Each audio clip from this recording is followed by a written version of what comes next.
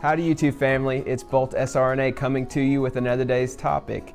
Today I have my classmate here, Crystal, and she is going to discuss how you can be from another country originally and come to America and succeed in CRNA school.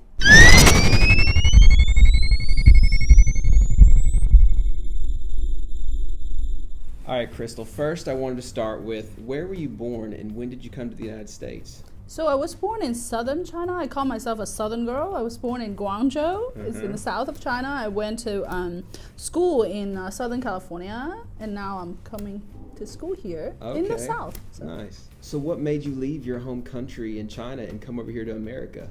Well, I always like America, and so I came here to pursue my higher education. Okay, so you stayed in China all the way up until it was time to come to college? In my 20s. Mm-hmm. In your 20s? In my 20s. Mm-hmm. Okay. When you were growing up in China, did you know that you wanted to work in the medical field and especially be a CRNA one day? No, actually, that's a new field for me, a new career. My husband was the one who introduced me to this field, and I shadow people, I talk to people, and I find that it offers a lot of opportunities, and that's why I chose it. Wow, okay. So while you were in China, you didn't look into the medical field back then? No, I had no background. Nice. So when you came to America, was it difficult feeling like you had to learn English as your primary language? I know you told me you knew a little English before you came to America, but then you come here and it's your primary language on all the signs everywhere and everyone's speaking English. Mm-hmm. And then you're going into the medical field especially, you have to learn all this medical terminology, and which is different even for Americans who grow up speaking English. They don't understand a lot of medical terminology. So how was that process? Well, in China, I have a degree in English, so it's not too overwhelming. However, whoever who has been to a foreign country will know that it is still kind of overwhelming because what you learn on the books is different from your everyday English, and you need to get the jokes and slangs. So that there is a learning curve there. However, I think as long as your basic English skills, that means writing, listening, reading comprehension, all those basic skills, if you know how to read and write and be proficient in English, so that way once you get through the initial shock, if you will, you will be able to do it, and it's something totally doable. Just talk about learning the medical part. There is science to it. There's a way to learn the words, the medical terminology. I think when you go to nursing school, when you go into any healthcare field, there will be a course called medical terminology. But if you're an overachiever, then you can actually read books by yourself and beforehand, and so you're more familiar with the terms. And there's a science to learning terms too. Medical terms. There's Greek roots and then Latin roots. So if you learn those roots, then you can learn a lot of words without even seeing that word initially. That's a really good tip, actually. That's good for anyone who's trying to go into the medical field. Learning the Latin roots, that will really help you understand the medical terms later down the road. That's right. And also, as a foreign student, a non-native English speaker, you also need to, besides the reading part, you also need to connect it with the sound. So like getting an audiobook is a good way to familiarize yourself with the terms. Before I actually started working, I was actually a little bit scared. I wouldn't understand people. So the answer is yes, you can do it. You can do it. And so you just need to apply yourself. Really, as I said, get the basic English down, and then learn the terminology part, and then and you don't hear those words used in class, in your clinicals, and also shadow people to just help you get over that initial fear. That will be a great way to get prepared too. All right, so another question that some people might be concerned about is if they come to America and they're from a different background or different race or ethnicity, will their education be hindered? Will they be hindered in the workplace? Will it work against them? Or is there possibly an edge that they might have from being culturally diverse and being from a background from China or India or wherever? Well, I think America is a great country, and so personally I've never felt like I was discriminated or against or anything like that. In fact, you mentioned offering you an edge. I think people are interested in seeing what your perspective is. Yeah. You know, so that is an edge, and you're adding to the cultural diversity of this country. Also, there are scholarships that are only open for international students. That's so that point. would be your added edge Yes. to it. And also in the workplace, if you have patients who are from your home country or who don't speak English, then you can be a huge help to them. But the main thing is you do need to speak English well, Yeah. and understand it well, and then know all the terminology. I have to say, you have brought some cultural diversity to our own classroom. And when we do group projects and stuff, she'll bring like noodles, or she'll bring Chinese cookies one time. It's good. We enjoy Crystal. All right, so Crystal, you came over here. You wanted to get into the medical field later on. Where did you, or what route did you take to get your nursing degree? Okay, so I actually went through the accelerated BSN route. So I have a degree in another field. So that's I have a master's in another field. So so that actually met the criteria or one of the criteria to get into a accelerated BSN program, which is 15 months nonstop. So it's very intense. And before you got into that, you have to take a bunch of prerequisite classes as well, like A&P and chemistry and all that. So actually, that's a good preparation too. If your native language is not English, you know, by learning all those prerequisite courses, you already have a good foundation in science, in life science also. So that's I highly recommend a accelerated BSN program if you want to look for a career change. Yeah, especially like if you already have a degree in something else like she did, you can transfer that over to the accelerated BSN. It's difficult, of course. I've been told by everyone it's difficult because they cram what most people do in 2 to 2.5 years of nursing school into like a year, 15 months.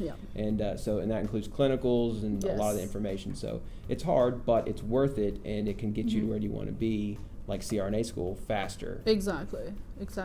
So I know with a lot of cultures, Crystal, they have a lot of family importance, and people stick kind of close together. So for people out there who are from all these different countries who may want to come to America and do CRNA school and be a CRNA, that's going to mean most countries don't recognize CRNAs besides America. So that means if you come over here and you practice and study, you possibly may have to spend the rest of your life living here to do your career, which may mean your family can't come over, or you may live separately from them. Or maybe they will all move here, but it'll be a life challenge. So how do you deal with that? Is your family all moved here to America, or do you have to go back and travel and visit? No, the majority of my family are in China still, but I always love America, and so that's a case by case thing, and I feel like that by coming here and getting into this field, a lot of opportunities are open for me to create a good future for myself and for my family. So in that sense, that's totally worth it. But again, it's a personal choice. Yeah, you have to decide if that's going to be worth it to you or not. And for you, you get to fly home and see them. I know you went not too long ago to see them, so that's something that you can manage, and you'll be making enough income as a CRNA that you can afford trips and do things like that. So it's just a consideration to have. All right, Crystal. So I know that you have a young child and you're married. What is it like to be in CRNA school and have a family already? Well, it's very challenging, but it's worth it, because the bottom line is you know that you're doing that for your family. But it's totally, having a child is totally different from just being single, because you pretty much, your time commitment, you plan on spending 10 hours studying one day, you probably can't achieve that, with the child, with all the distractions. So you need all the support you can get. I'm very fortunate to have great family support. So that's something you need to have a great support system. Friends, family, good babysitter. But that is a struggle, I have to admit. Having to lock yourself in a room, hearing child playing outside and you cannot play with them. That's a big struggle. But you gotta spend the time if you wanna. It's one worth doing, yeah. So lastly, Crystal, I just wanted to ask you, for all those nursing students and nurses out there all in the world outside of America who look at CRNA here in America and they want to come here, they want to go to CRNA school, they want to make that their goal, what kind of advice would you give them to make that happen? Okay, well, first of all, I think if you put your mind to it, anything can happen. But the first thing I want to stress is the practical issue, regarding your visa. So if you want to work or study legally in America, you do need a visa, and you can come to school here by getting a student visa, but after you graduate, you do need a company to sponsor your visa, so you can become a legal resident here. So that's another topic. You need to do research and explore on that. And then besides that, then it's your personal effort, your personal commitment. So as I mentioned before, you do need to have a good grasp of English, reading, comprehension, and writing. You need to be proficient in basic English. That's the bottom line. And then, of course, the other part is the medical terminology part, and that can be done. You just put in the effort, listening to audiobooks, learn how to spell, those terms. So it's doable, and practicing and being in clinical and all that, and not to be intimidated. Just put yourself out there and practice, not being afraid of making mistakes. So also another thing, CRNA school is extremely hard. I'm sure you're stressed in previous videos. We just got done with a really hard test right before this video, and we're both cortisol levels are through the roof. We're recovering right now. Exactly. So it's just huge commitment in terms of time, energy, financial, family sacrifice. So a lot goes into it. So you just need to find a motivation for you. Otherwise, it's hard to last a day in CRNA school. Definitely. And it's a long process too. So it's years of planning and effort, applying to schools, meeting the requirements. So just a lot of hoops to jump over. It's doable, but you just need to be very committed to it and just keep your eyes on the goal. Has to be your passion. It has to be something you are just willing to do, whatever you have to do to make happen. And that's for anybody trying to go to CRNA school. But I think being an international student, it adds an extra level of difficulty to it, with the English language needing to be learned, and cultural changes, and the physical change of being from a different country and having to move here, and all those things that are just different for you. It adds an extra level of difficulty, but that's great points, that you just have to be determined and be willing to do whatever you have to do to make it happen. Yeah, it's doable. I have yet to meet a CRNA who hates their job. So, I haven't met that person yet, so it's a great field. Yeah, it's the only field I ever have known of where every single one that I've ever met has been like, I would never have done something different. This is my favorite field. This is my top pick. So that's a ringing endorsement for CRNAs. That's right. So you can do it. Just put your mind to it. Well, it has been great interviewing you, Crystal. I appreciate you sharing all this information with the world. And if you guys have any comments or questions, you can hit me up in the comments below. You can ask Crystal whatever if you have more things that you need to know about being an international student or coming over here. And I'm sure she'd be happy to get back with you and answer your questions. That's Bolt Out. All right. Good luck.